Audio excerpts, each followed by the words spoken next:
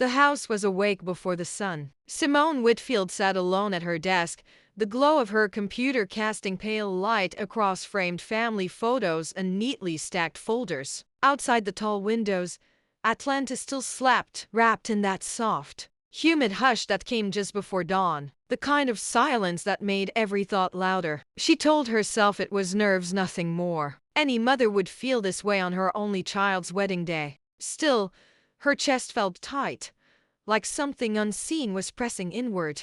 She'd been awake since 5, pretending to work, staring at numbers that refused to make sense. Accounting had always been her anchor. Columns balanced, problems solved. Life, however, had begun to feel wildly unbalanced. She ran her modest CPA practice from this very room, the same room where she'd paid college tuition bills, planned vacations they never took, and quietly compensated for what her husband Franklin's salary couldn't quite cover. She'd never resented it. Not until recently. Today was supposed to be perfect. Chairs lined in crisp rows across the lawn, an arch overflowing with roses she had tended for months, her hands deep in Georgia soil, nurturing something beautiful. String lights checked and rechecked, every detail polished. She believed, foolishly perhaps, that if the day looked perfect, then everything underneath it would be too. But something had shifted in her marriage. Franklin had grown distant in ways that couldn't be measured on a spreadsheet. Conversations ended when she entered a room. His phone stayed angled away. He laughed off her questions with easy charm, the same charm that had once swept her off her feet. Just work, he'd say. Big things coming. After 25 years, she wanted to believe him. You didn't dismantle a life over a feeling. The office door creaked open, pulling her from her thoughts. Elijah stood there, hair uncombed, coffee mug clutched like a lifeline. At 23, he carried her steadiness and his father's looks, a combination that had always made her proud. This morning, though, he looked worn thin. "You've been up all night," he said softly. She smiled, the practiced smile of a mother who didn't want her worry seen. "I just want today to be right for you." He hesitated, then sat on the edge of her desk, eyes fixed on the floor. "Dad already left," he said. Something in his voice snagged her attention. Before she could ask more, he inhaled sharply. "Mom, can I ask you something?" She turned fully toward him. Under the harsh light, his unease was impossible to miss. "Anything. Do you think Madison really loves me?" The question landed hard. Madison, beautiful, driven, born into privilege. On paper, she was everything. And yet Simone had noticed the way Madison's attention drifted, how her smile seemed rehearsed. She pushed those thoughts aside now and reached for her son's hand. "Wedding day doubts are normal," she said carefully. He shook his head. "It's more than that." His voice cracked. "Sometimes I feel like I'm just part of her plan. And lately, she's been spending a lot of time with Dad." The room seemed to tilt. Simone's instinct screamed, but she steadied herself. She thought of Franklin's lingering glances, his uncanny knowledge of Madison's preferences, things she'd dismiss as harmless. Before she could respond, footsteps sounded in the hall. Franklin appeared, impeccably dressed, smiling too. Wide. The air changed instantly. Elijah stood, jaw tight, and excused himself. As father and son passed each other, something unspoken moved between them, cold, heavy, final. When Simone was alone again, the silence felt different, ominous. She closed her laptop, hands trembling. Whatever this feeling was, it wasn't nerves. It was the unmistakable sense that the life she'd built so carefully was standing on the edge of something irreversible.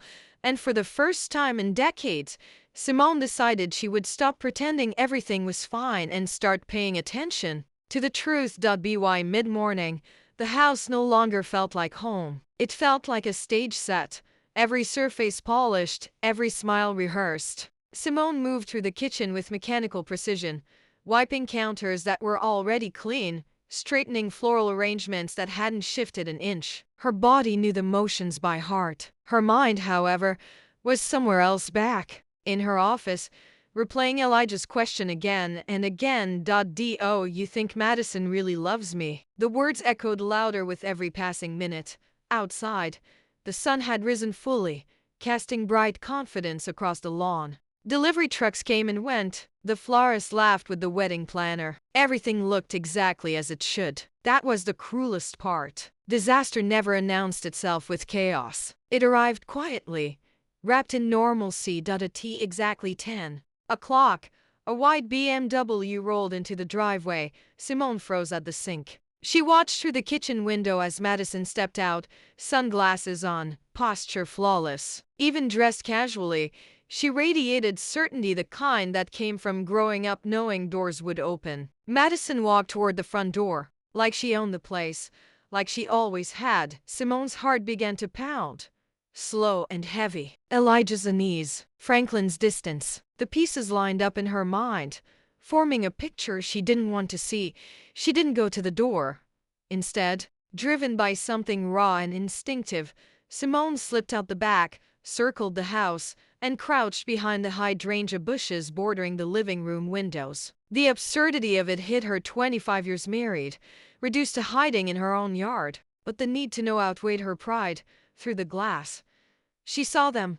Franklin stood by the fireplace, the same spot where they'd taken family photos every Christmas. He poured Madison a drink. They stood close, too close. His hand rested on her lower back, not briefly, not accidentally. It lingered.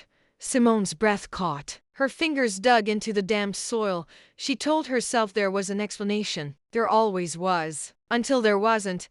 Then she saw movement in the reflection. A shadow on the staircase. Elijah, her son, stood frozen at the top of the stairs, watching the same betrayal unfold. His face was stripped of youth, carved into something older, harder. The sight rooted her in place. This wasn't just her pain anymore. Inside, Madison leaned closer. She laughed, touching Franklin's chest. He laughed back, a sound Simone hadn't heard in years. It was warm, alive, the laugh he used to give her when their life was still unwritten.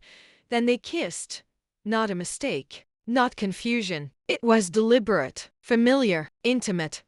Simone's vision blurred as fury surged through her. She rose, ready to storm inside, ready to end everything in one explosive moment. A hand grabbed her arm. "Mom," Elijah whispered urgently. "Don't." She turned to him, shock and heartbreak colliding. Up close, she saw his hands shaking, his jaw clenched with restraint far beyond his years. "I already know," he said quietly. "And it's worse than you think." He pulled out his phone with a steadiness that terrified her. Photo after photo filled the screen. Franklin and Madison entering hotels, laughing in restaurants, touching in ways no one had the right to. Weeks, months. This wasn't an accident, Elijah said. It was a choice. Over and over again. Simone sank back into the dirt, the hydrangeas towering like silent witnesses. Her marriage didn't shatter in that moment, it dissolved. Quietly, completely. "I wanted proof," Elijah continued. "Because if we confront them now, they'll lie. Dad always lies." He looked at her then, really looked at her. "I have a plan." Simone stared back through the window at the men she thought she knew. The men who had built this house, raised their son, shared her bed, and she realized something chillingly clear. The woman she'd been patient, accommodating, trusting could not survive what was coming. So she nodded. "Tell me the plan," she said, and as they crouched together in the dirt, mother and son bound by betrayal, Simone understood this was no longer about saving a wedding. It was about ending a lie. They stayed hidden behind the hydrangeas until Madison finally left, smoothing her hair, straightening her blouse, stepping back into her perfect life as if nothing had happened. Only when the white BMW disappeared down the street did Simone feel her lungs fill again. The air tasted different now, sharp, metallic, like the aftermath of a storm. Inside the house, Franklin moved about casually, whistling as he poured himself another drink. Simone watched him through the window one last time, committing the image to memory. This was the final moment she would ever see him as her husband, even if the paperwork hadn't caught up yet.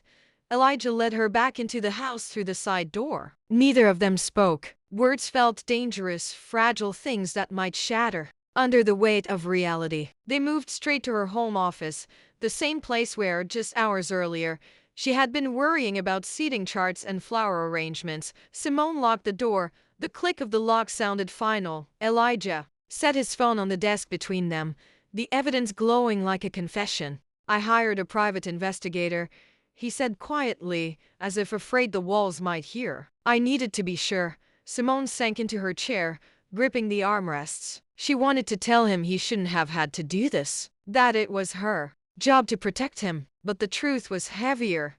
He had already been protecting her. The investigator? She asked. Elijah hesitated. Aisha, the name hit her like a jolt. Her sister, former cop, retired early, sharp as ever. Of course. Simone let out a short, humorless laugh. She always said Franklin couldn't be trusted. She's been tracking them for weeks, Elijah continued. And Mom, there's more. That word again. More. Elijah stepped closer, lowering his voice. She started looking into Dad's finances. Simone's stomach dropped. Numbers were her language. She knew what financial secrecy looked like, even when disguised as confidence. What did she find? Elijah didn't answer. He simply slid a folder across the desk. Simone opened it. Cash withdrawals. Small, frequent, spread across different branches. Hotel charges paid in cash. Jewelry purchases that never crossed her accounts. And then her breath stopped. Loan documents against her retirement fund. That's my signature, she whispered. It's not, Elijah said. She compared them. The betrayal deepened, twisting from emotional to criminal. This wasn't just an affair. This was theft. Franklin hadn't just lied, he'd been dismantling her future dollar by dollar. Simone leaned back, pressing her fingers to her temples. 25 years. She had balanced every budget, planned every contingency. And all the while, he had been draining the foundation beneath her feet.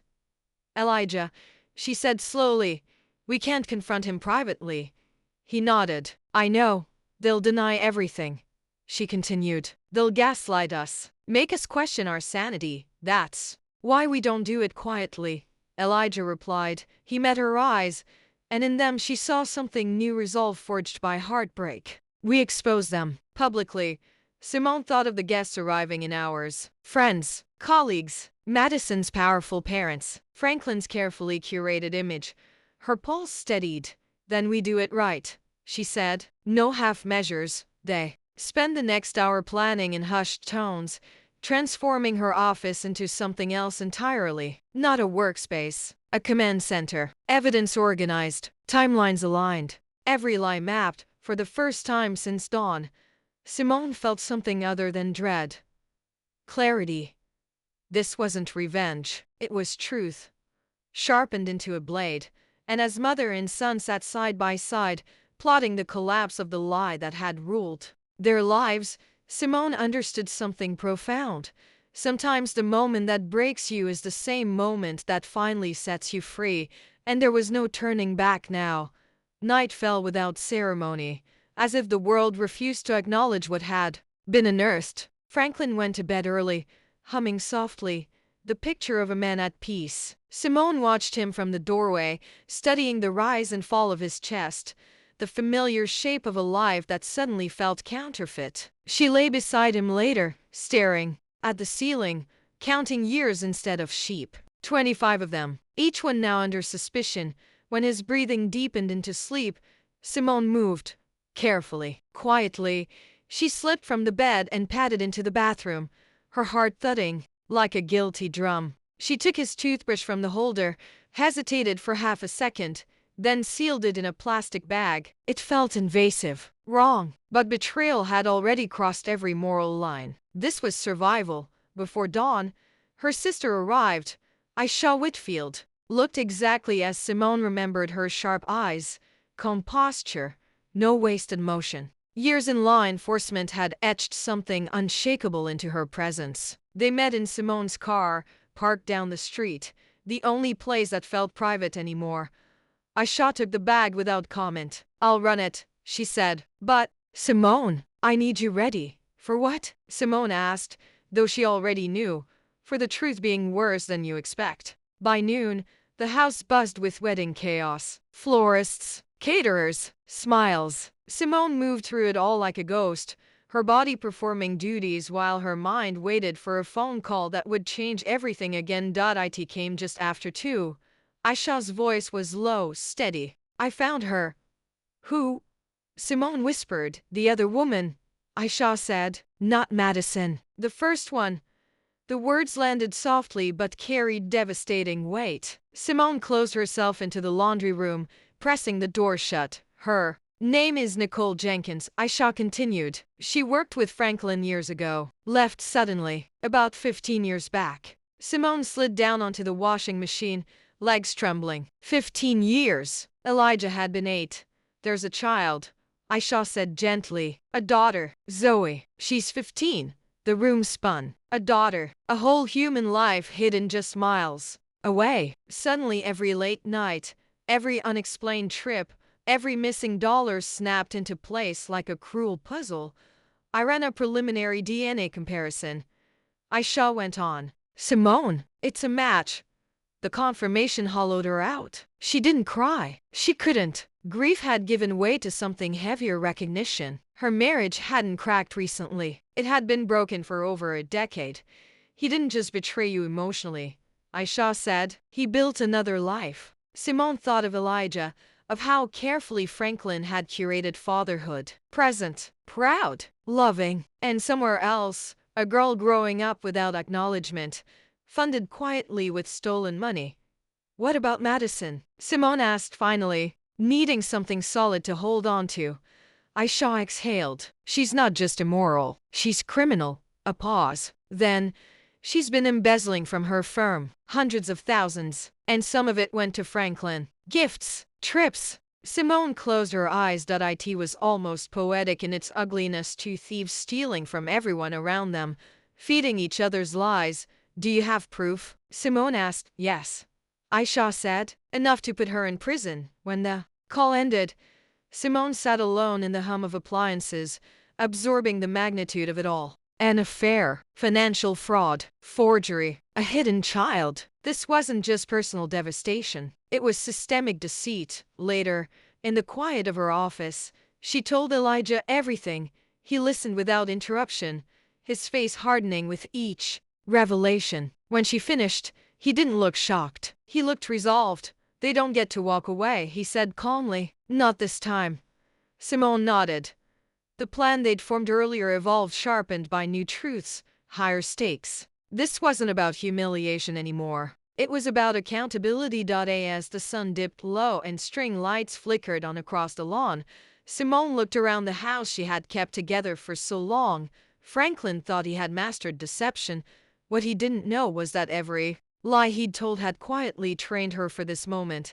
And tomorrow, under a clear Georgia sky, the truth would finally step into the light. The final 24 hours before the wedding unfolded like a meticulously rehearsed lie. Simone woke up calm, almost serene, as if her body had accepted what her heart could barely process. Grief had burned itself down to embers, leaving behind something colder and far more dangerous: clarity.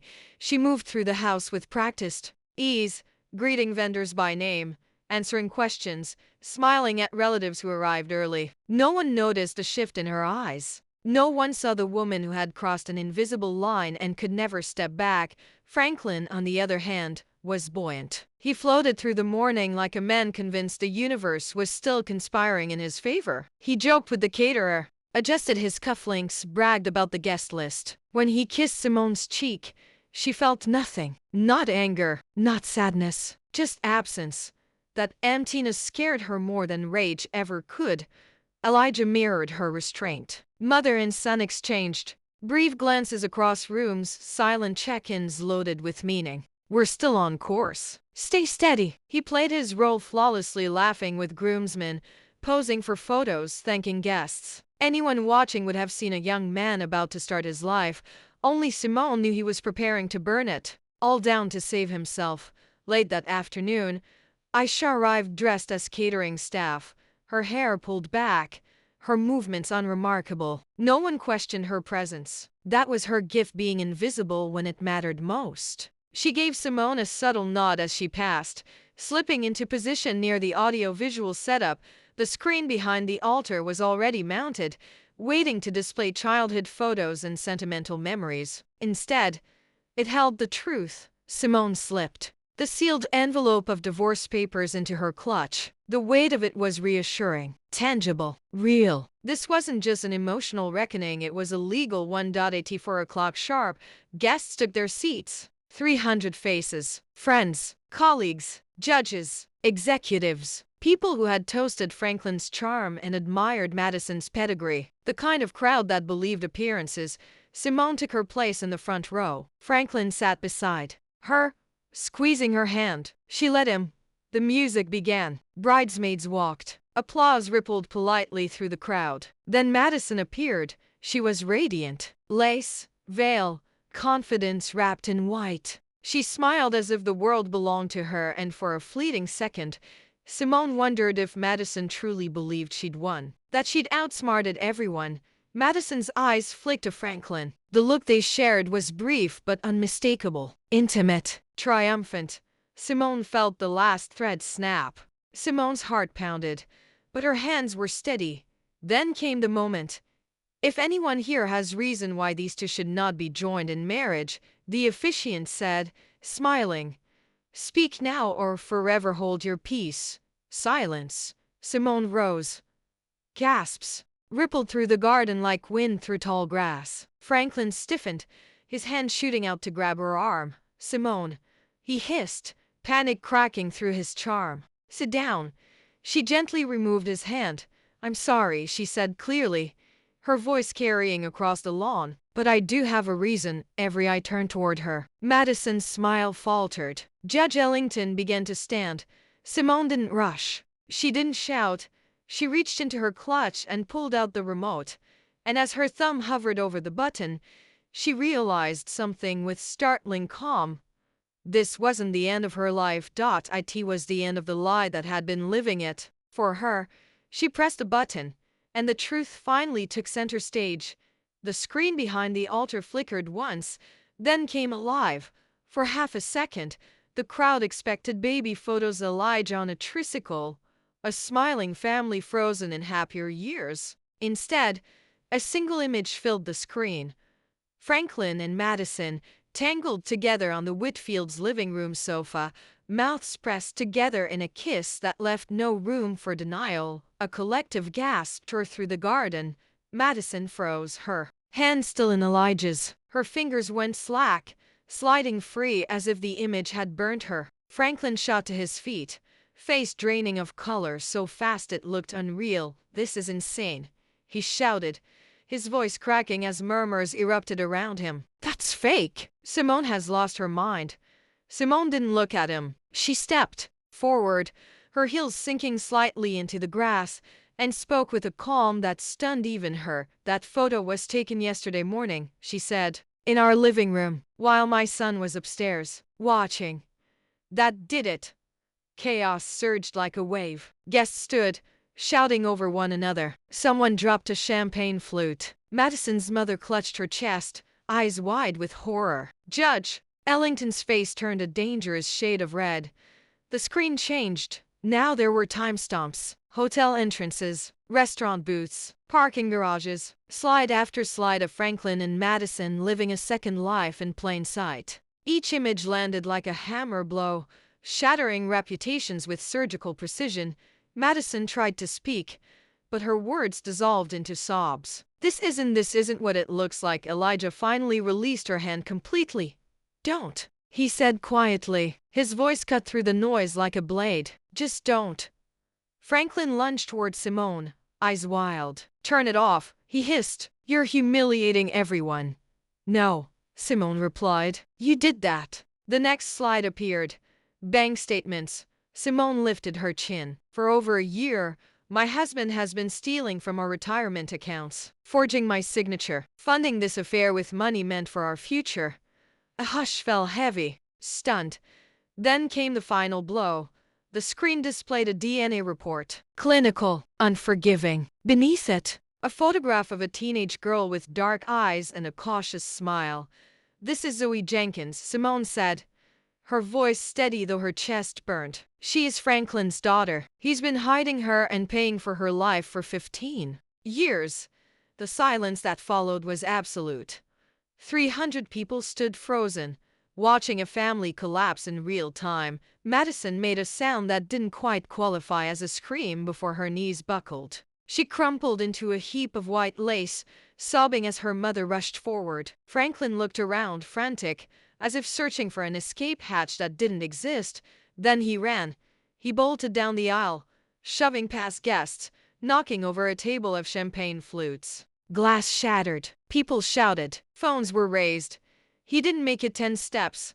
A woman in a catering uniform stepped into his path and calmly stuck out her foot. Franklin hit the ground hard, skidding across the lawn. Going somewhere? Aisha asked coolly. Police officers emerged from the side gate moments later, moving with deliberate calm toward Madison, who was now screaming incoherently as handcuffs clicked around her wrists. Madison Ellington, an officer said, "You are under arrest for embezzlement and wire fraud." The words echoed like a verdict. As Madison was led away, the garden dissolved into stunned whispers and flashing lights. Franklin was hauled to his feet, his charm finally useless, his lies exposed to the very people he'd worked hardest to impress. Elijah stepped beside Simone, placing an arm around her shoulders.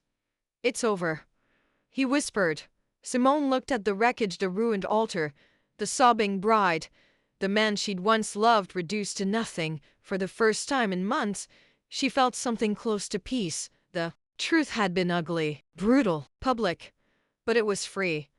And as the lies finally collapsed under their own weight, Simone understood a hard-earned lesson. Sometimes the most painful truth is the only thing strong enough to save your future, and the bravest thing you can do is stop protecting the lie that's destroying you, because when the truth finally speaks, the only question left is whether you're ready to listen. The garden emptied the way a battlefield does after the noise fades slowly, unevenly, with stunned survivors wandering through the wreckage. Chairs lay knocked askew. Programs littered the grass. The arch Simone had spent months standing stood crooked, roses bruised and shedding petals like quiet tears. What had been designed for celebration now looked like the aftermath of a storm no one saw coming.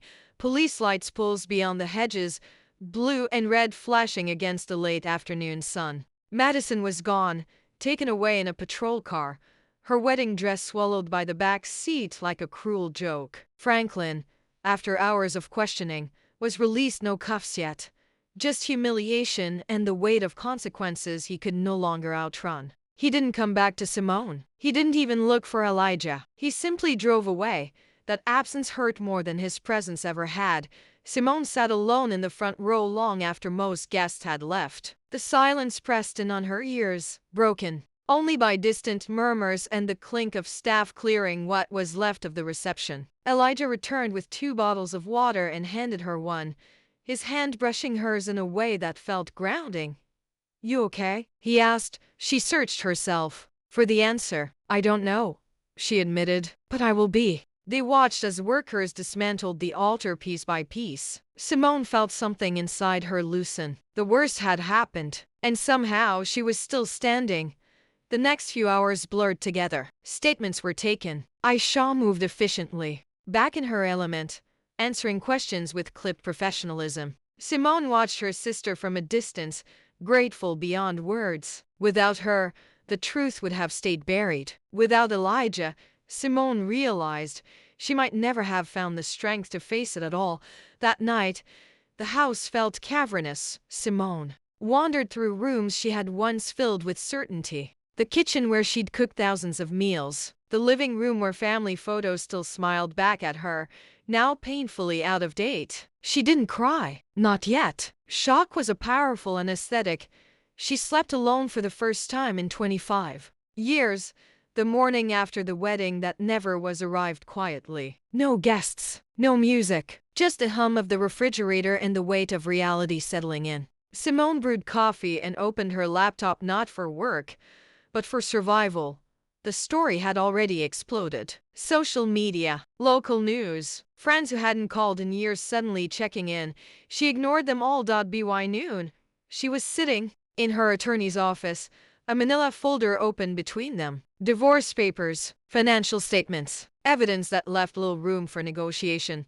"He won't fight this," her attorney said calmly. He can't. Simone nodded. It wasn't triumph she felt, only exhaustion. Justice wasn't dramatic. It was paperwork and patience. In the weeks that followed, the fallout was relentless. Clients quietly left her firm, uncomfortable with the attention. Invitations dried up. Some friends chose sides. Others vanished altogether. Simone learned quickly who valued truth and who preferred comfort. Elijah struggled too, though he hid it well. He moved back home temporarily, the house feeling less hollow with his presence. Some nights they talked until dawn. Other nights they sat in silence, letting the grief breathe between them. And then, 2 weeks later, a letter arrived. The envelope was plain, the handwriting careful. Inside was an apology from Nicole Jenkins. She wrote about the past, about shame and secrecy, about a daughter who had learned the truth from the news. Zoe wanted to meet them, Elijah especially. Simone folded the letter with trembling hands. Another consequence, another reckoning. She handed it to her son. Elijah read it once, then again. "She's my sister," he said quietly. "I want to meet her."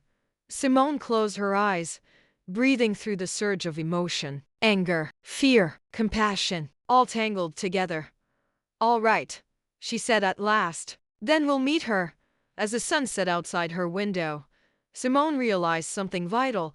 The explosion had ended, but the story wasn't over. This wasn't just about loss anymore. It was about what could still be rebuilt from the ashes and who she would choose to be now that the lie was gone. They chose a small coffee shop halfway between towns, neutral ground with no history attached to it. Simone arrived early, her hands wrapped tightly around a mug she hadn't touched. The place smelled of roasted beans and cinnamon, a comfort that felt undeserved. Elijah sat across from her, tapping his fingers lightly against the table, a nervous habit from childhood he hadn't outgrown. Neither of them spoke much. Words felt premature. When the door finally opened and Nicole Jenkins stepped inside, Simone recognized her immediately, not from photos, but from posture. The slight inward curve of her shoulders, the cautious way she scanned the room, as if bracing for judgment. She looked ordinary, tired, human, not the villain Simone's anger had once imagined. And then Zoe followed. Simone's breath caught so sharply it hurt.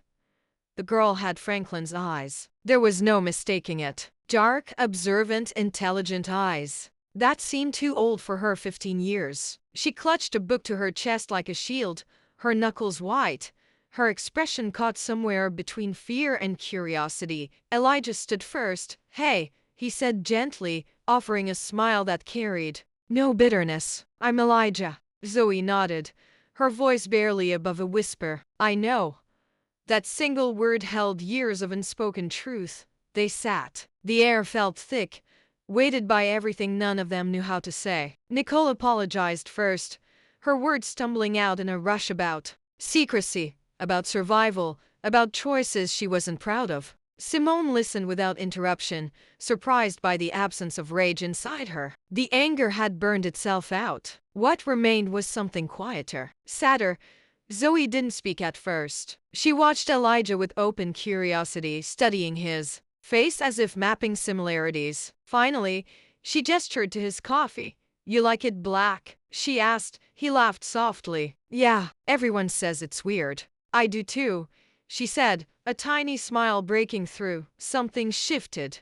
Conversation grew easier after that. Elijah asked about school. Zoe talked about her love of old movies and spicy food. Simone listened, observing the fragile bridge forming between siblings who had been denied each other for so long. At one point, Zoe looked at Simone directly. "I'm sorry," she said. "I didn't know."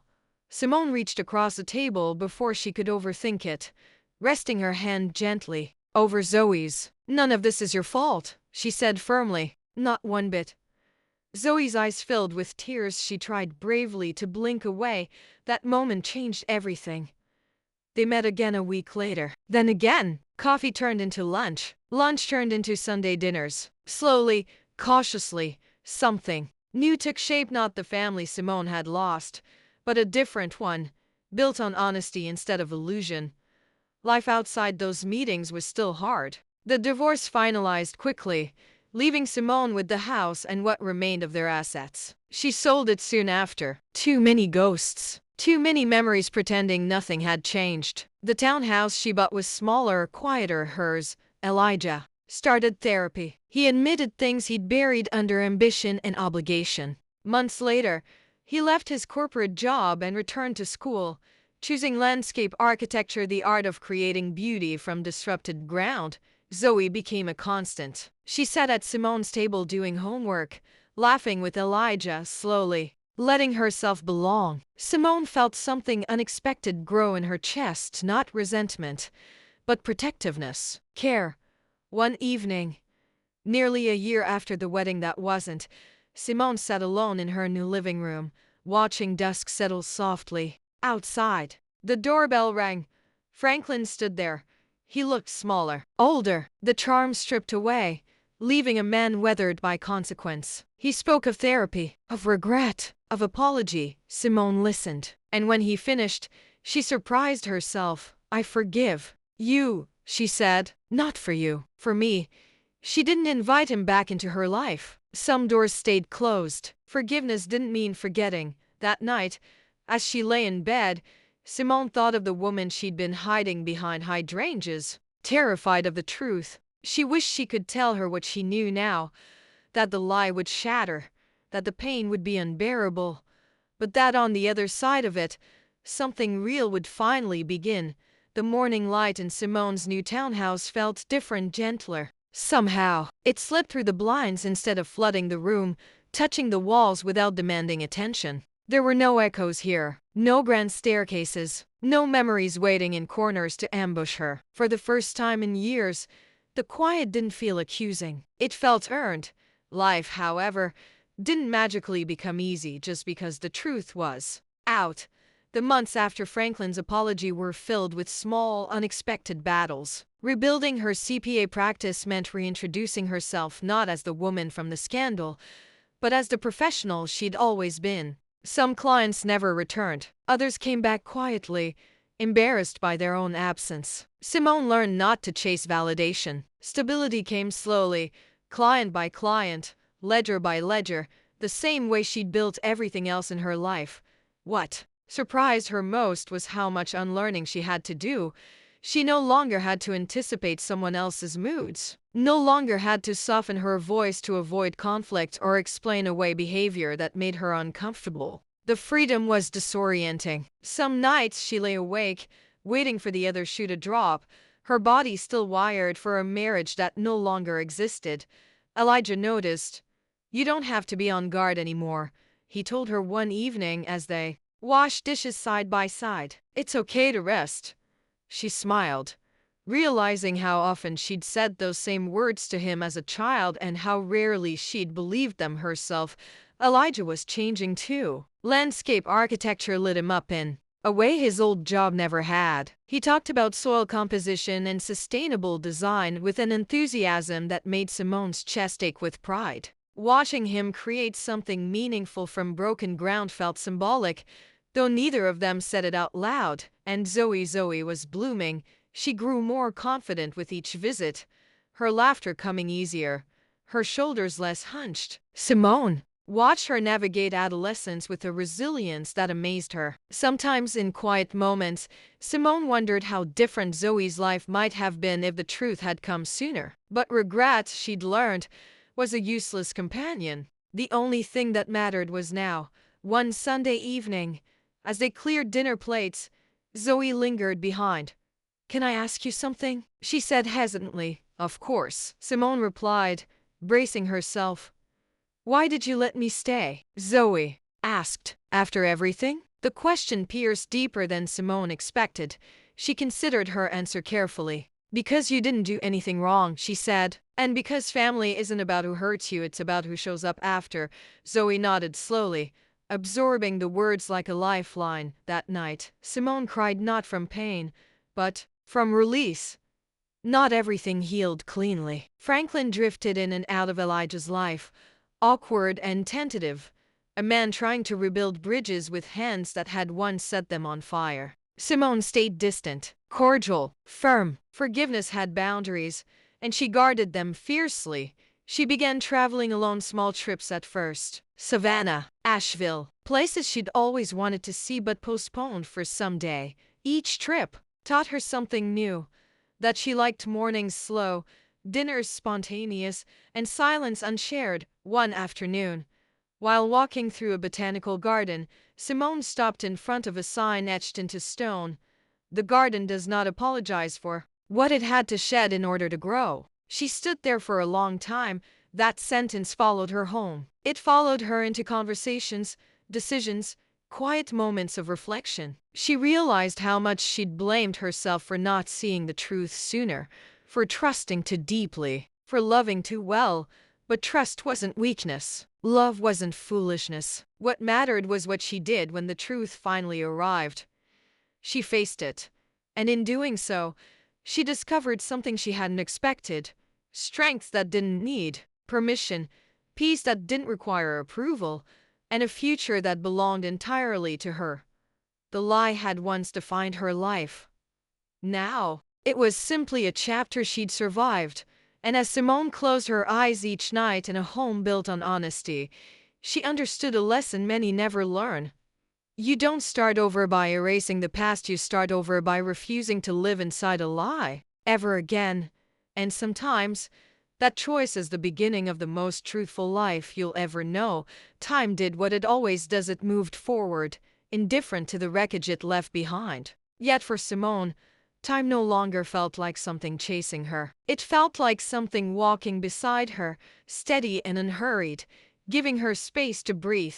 2 years had passed since the wedding that never happened. The story that once dominated headlines had faded into obscurity, replaced by newer scandals and louder tragedies. Simone was grateful for that. She'd learned that healing didn't need an audience.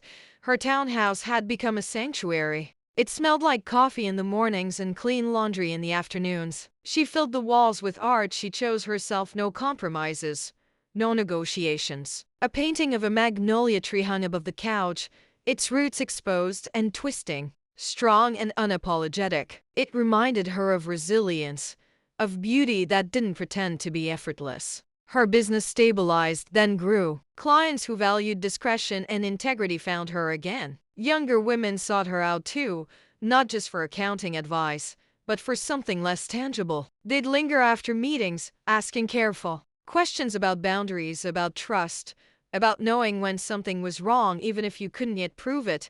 Simone never gave speeches. She simply told the truth. Elijah graduated with honors. On the day of the ceremony, Simone sat in the crowd clutching her program, tears blurring the names on the page. When he crossed the stage, confident and sure, she felt the quiet triumph of a mother who had raised a man capable of choosing honesty over comfort. Afterward, he hugged her tightly. "I couldn't have done this without you," he said. She smiled through tears. "You did this because you listened to yourself." Zoe stood beside them, taller now, her voice steadier, her smile no longer cautious. She had grown into herself, into a young woman who understood that her origin story did not define her ending. Simone watched her laughing with Elijah, the two of them bickering over photos, and felt something close to awe. This was family. Not perfect, not conventional, but real. Franklin existed at the edges of their lives now, occasionally present, always careful. Simone no longer felt anger when she thought of him. She felt distance. And distance, she'd learned, could be merciful. One autumn afternoon, Simone returned to her old neighborhood for the first time since selling the house. She parked down the street and walked past it slowly. The hydrangeas were gone, replaced by something new the current owners had planted. She felt a pang, not of grief, but recognition. That woman crouched behind those bushes no longer lived here. She did not linger. Later that evening, Simone sat on her back patio, wrapped in a light sweater, watching the sky deepen into indigo. The air carried the scent of fallen leaves and possibility. She thought about how close she'd come to ignoring the truth, to choosing comfort over courage. As so many people did, they stayed quiet. They stayed polite. They stayed loyal to lies because lies felt safer than uncertainty. Simone knew better now. The truth had cost her everything she thought she needed, but it had given her everything she actually did. Her phone buzzed with a message from Zoe. Got into my first choice college. Another from Elijah. Dinner Sunday? I'm cooking. Simone smiled, a warmth settling deep in her chest. She stood, went inside, and turned off the lights one by one. As she prepared for bed, she caught her reflection in the mirror. There were new lines around her eyes, new strength in her posture. She looked like a woman who had survived something monumental and chosen not to be defined by it. And as she lay down, listening to the steady quiet of a life rebuilt with intention, Simone understood the final truth that had taken her years to learn. You don't win by exposing the lie, you win by outgrowing it. Because the real victory isn't watching the old life burn, it's standing calmly in the life you built afterward, knowing it's finally, completely yours. On the morning Simone turned 60, she woke before the alarm, not from anxiety, but from habit gently loosening its grip. Sunlight spilled across the bedroom wall, pale and patient. No rush, no performance, just a day waiting to be lived. She brewed coffee and stepped onto the small back patio, wrapping her hands around the warm mug. The air carried the quiet confidence of early fall. Leaves shifted, birds argued softly. The world went on, unconcerned with who she used to be, and she found comfort in that. Birthdays had once been markers of obligation. Who to please, what to host, how to smile. Now they were something else entirely. Proof, evidence. She was still here. Her phone buzzed. A photo from Elijah, him and Zoe grinning in a messy kitchen, flour on their faces. Breakfast surprise coming. Later, another message followed. This one from a woman she'd never met in person, only online. I left my marriage today. Your story gave me the courage. Thank you. Simone sat down slowly. She'd never planned to become anyone's example. She hadn't written a manifesto or started a movement. All she'd done was stop lying to herself. Most of all, but the truth had a way of traveling further than intention ever could. Later that afternoon, Simone drove without destination, letting instinct guide her. She ended up at a park she hadn't visited in years. A walking path wound through tall trees, their roots exposed in places, gripping the earth with stubborn resolve. She smiled at the sight. Roots like that didn't ask permission. They simply held. As she walked, memories surfaced, not with pain, but clarity. The woman crouched behind the hydrangeas. The moment her son said, I already know. The instant she stood up at the altar and chose truth over comfort. None of it felt distant. It felt integrated, like scars that had finally stopped aching and started teaching. She thought about how many times she'd almost stayed quiet, almost told herself it wasn't that bad, almost chosen peace over truth, not realizing they were opposites in disguise. That choice to speak had cost her a marriage, a home, a reputation. But it had given her something rarer than stability. It had given her herself. When she returned home, Elijah and Zoe were waiting with a lopsided cake and too many candles. They laughed. They ate. They told stories that had nothing to do with the past. Simone watched them, heart full in a way it had never been when things were perfect. That evening, when the house grew quiet again, Simone sat at her desk, not to work, but to write. Not a letter, not a warning, just a few lines she wished she'd heard years ago. If something feels wrong, it probably is. If the truth scares you, it's because it matters. And if your life falls apart when you tell the truth, then it was already broken. She closed the notebook and turned off the light. In bed, she thought about the strange mercy of endings, how they clear space, how they demand courage, how they ask one brutal question and won't move until you answer honestly. Who are you willing to become when the lie is gone? Simone had answered that question with action, not words. And every day since, she'd lived inside the answer. Her life wasn't loud anymore. It wasn't impressive on paper, but it was real, built on truth, held together by choice. And if there was one lesson she hoped anyone listening would carry with them, it was this. Never be afraid to lose a life built on lies, because the life waiting on the other side of the truth is the only one that will ever set you free. So if you're standing at the edge right now, heart racing, afraid of what honesty might cost, ask yourself this. What is the lie already costing you? And how much longer are you willing to pay?